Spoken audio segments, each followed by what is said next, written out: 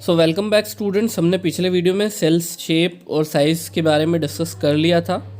अब जो हम डिस्कस करने वाले हैं वो है स्ट्रक्चर ऑफ सेल, कि सेल का स्ट्रक्चर कैसा होता है। तो आप देख सकते हो कि यहाँ पे सारे सेल ऑलमोस्ट सिमिलर स्ट्रक्चर को रखते हैं। मैं शेप की बात नहीं कर रहा हूँ, शेप अलग अलग हो सकते हैं। स्ट्रक्चर को देखना है अगर हमको तो पूरा हम वर्ल्ड का मैप देख लेते हैं एक बार, कि वर्ल्ड के मैप में अलग अलग कंट्रीज़ होती है और हर कंट्री अपनी आउटर बाउंड्री की वजह से मार्क होती है, यानी कि उसकी बॉर्डर, और उस बॉर्डर से दूसरी कंट्री के लोग आ जा नहीं सकते बिना परमिशन के, यानी कि वो बॉर्डर जो है वो रेगुलेट करती है गवर्नमेंट। उसी तरह से सेल में भी प्लाज्मा मेम्ब्रेन होती है जो उसकी आउटर बॉर्डर होती है, जो दूसरे मटेरियल को आना या जाना परमिट करती है। हर कंट्री के सारे मामले जो है उसकी गवर्नमेंट देखती है। गवर्नमेंट ये तय करती है कि कौन सा मामले में क्या चीज़ होनी चाहिए। उसी तरह से सेल की जो कंट्रोलिंग है वो न्यूक्लियस के हाथ में होती है। जो सेंटर पार्ट चमक रहा है वो न्यूक्लियस सारे सेल प्रोसेसेस को कंट्रोल करता है। एक कंट्री के अंदर लोग, इंडस्ट्रीज़, एग्रीकल्चर, ये सब अलग अलग पार्ट्स होते हैं जो कंट्री को चलाने में हेल्प करते हैं। उसी तरह से अगर हम सेल के अंदर बात करें तो सारे कंपोनेंट्स जो लाइफ प्रोसेसेस को रेगुलेट करने में हेल्प करते हैं वो होते हैं साइटोप्लाज्म के अंदर। तो जो ब्लू एरिया, आपको स्काई ब्लू टाइप एरिया जो चमकता हुआ दिख रहा है वो है साइटोप्लाज्म, और इसी के अंदर सारी एंटिटीज़ आपकी होती हैं जो बाकी सारे काम सेल के परफॉर्म करने में मदद करती है। तो सेल के मेनली 3 कंपोनेंट्स है: प्लाज्मा मेम्ब्रेन उसकी आउटर बाउंड्री, न्यूक्लियस उसका सेंटर कंट्रोलिंग पार्ट, और साइटोप्लाज्म जिसमें सारी चीज़ें होती। अब जो है हम इन सारे पार्ट्स को डिटेल में पढ़ने वाले हैं। तो आते हैं प्लाज्मा मेम्ब्रेन पे, जो आउटर मोस्ट कवरिंग होती है सेल की। बाहर की जो बाउंड्री है जो किसी चीज़ को अंदर आना परमिट करेगी, यानी मॉलिक्यूल्स की फ्री एंट्री को परमिट करेगी, वो प्लाज्मा मेम्ब्रेन होती है। इसमें ऊपर नीचे 2 लिपिड की बायोलेयर होती है और बीच में प्रोटीन भी होता है। अब ये आप देख सकते हैं यहाँ पे वीडियो में कि मॉलिक्यूल्स इजीली सेल में इंटर हो पा रहे हैं क्योंकि प्लाज्मा मेम्ब्रेन जो है उसको परमिट कर रही है आने के लिए। तो प्लाज्मा मेम्ब्रेन ही वो पार्ट होता है जो किसी चीज़ की एंट्री परमिट करता है। उसके अलावा देखो कि ये देखो, इन मॉलिक्यूल्स को अंदर नहीं जाने दे रही, कुछ कुछ मॉलिक्यूल्स बाहर टकरा के जा रहे हैं। तो इसीलिए इसको सिलेक्टिवली परमिएबल मेम्ब्रेन बोलते हैं। सिलेक्टिवली क्योंकि ये सिलेक्ट करती है और परमिशन देती है फिर कि किसको इंटर करना है किसको नहीं। इसी के साथ इसको सेमी परमिएबल मेम्ब्रेन भी कहा जाता है। अब आप एक सेल मेम्ब्रेन का नाम बताओ जो फूड को निगलने के लिए अलाउ करती है, अपने आप को एडजस्ट कर लेती है। एक ऐसे सेल को सोचो तो ये अमीबा होता है। देखो ये इसका शिकार है अमीबा का, जो इसके आसपास आया है, और ये अमीबा ने अपने प्लाज्मा मेम्ब्रेन को एडजस्ट कर लिया और देखो उसको खा चुके हैं। इस सेल ईटिंग की प्रोसेस को बोलते हैं फेगोसाइटोसिस। ठीक है। इसके अलावा कुछ सेल्स में हार्ड और रिजिड यानी कि स्ट्रॉन्ग ठोस सेल वॉल भी होती है जो सेल को एक शेप प्रोवाइड करती है, अलग से फ्रेमवर्क प्रोवाइड करती है। Plant cell, bacterial cell, fungal cell, इन सब में सेल वॉल होती है जो सेल को शेप प्रोवाइड करने का काम करती है। ये प्लाज्मा मेम्ब्रेन के बाहर होती है और इनका केमिकल कंपोजिशन भी अलग अलग होता है। जैसे कि फॉर एग्जांपल प्लांट सेल, ये सेल्यूलोज से मिलके बना होता है और इसकी सेल वॉल में पूरी तरह से सेल्यूलोज भरा होता है। इसी तरह अलग अलग चीज़ों में अलग अलग तरह के सेल वॉल होंगे, शेप में अलग अलग होगा और उसका मटेरियल भी अलग अलग होगा। सेल वॉल डेड होती है और ये सबको परमिट करती है आना या जाना, ये सिर्फ सपोर्ट प्रोवाइड करती है। हमने अलग अलग बीमारियों के नाम सुने हैं जैसे एड्स, ट्यूमर, ट्यूबरकुलोसिस, कैंसर।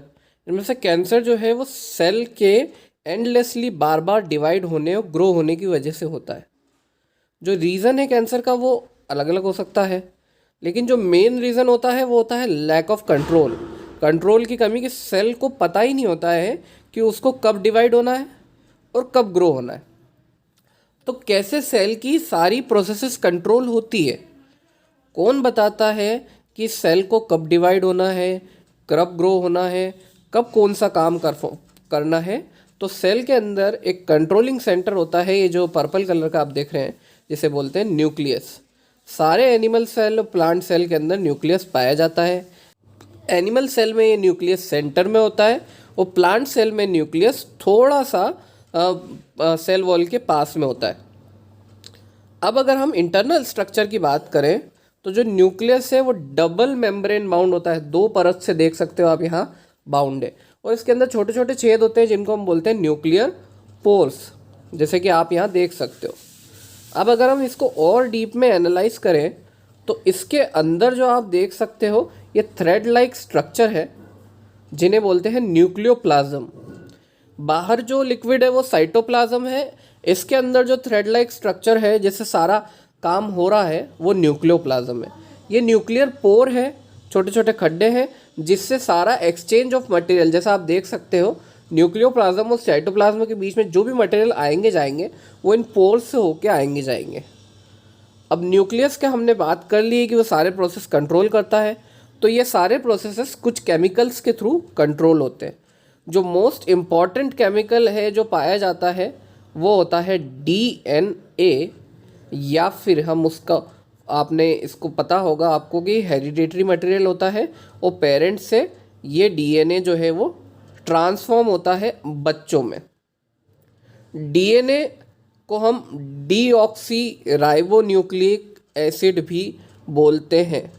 ये एक हेरिडेटरी मटेरियल है जो पेरेंट्स से, किससे, जो पेरेंट्स से रिप्रोडक्शन के बाद बच्चों में ट्रांसफ़र होता है।